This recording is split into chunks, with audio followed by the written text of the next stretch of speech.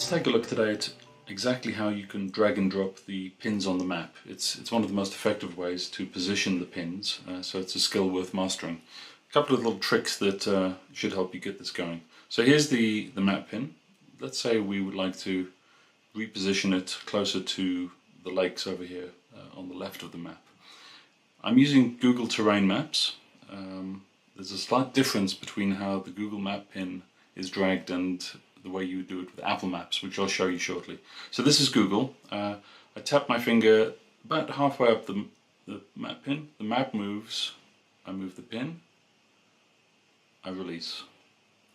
Let's do that again. So tap halfway up the pin. The map moves. I drag and I release. Halfway up the pin, drag and release. That's it. Another quick way that you can use is when you've moved the map, you'll see this reticle appear in the center of the map. While it's visible, you can tap it and the red pin will go straight there. So if you prefer just to position your location under the reticle, do that, release, tap. So that's two ways. Let's look at the equivalent in Apple Maps for dragging the map pin. So I switch in settings here from Google to Apple. I'm going to switch to the satellite map, which is a better one for this particular location. So the only difference between how you would do it in Google Maps versus Apple Maps is that in Apple Maps, first of all, you tap the pin once to select it, and then I pick it up and I release it.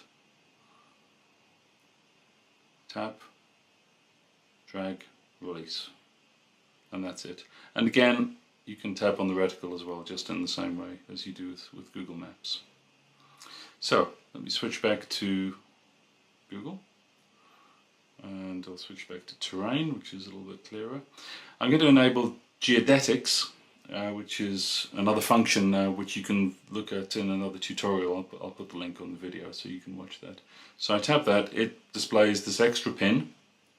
It has all this other information down below which is covered in that other tutorial if you're not familiar with the function. But to drag this other pin, it's exactly the same. Tap halfway up, map moves, drag it, drop it. I can move the red one independently, put it up on the ridge line here, recenter that. And then there's one other button which is now enabled, which is here on the right, the swap pins button, which is quite handy depending on the way your shot is being set up as to which makes more sense for it to be the subject or I guess the shooting location typically.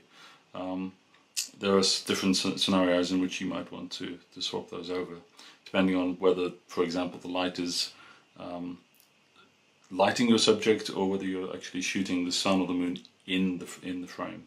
So you can swap the pin positions back and forth like that. One other trick for the grey pin. Let's say, for example, I zoom in and I say, well, where is that pin gone? I can't see it. If you push and hold the grey pin button, it resets it to its default position, which is basically due east of the center of the map. So let me just drag it out of the way. Where is it gone? Can't see it. Push and hold, long press, and there it comes back again. So that's it. That's how to move the map pin. Drag and drop, or pan the map and tap the reticle to place the red pin. Hope that's been useful, and hope you'll be watching the next video.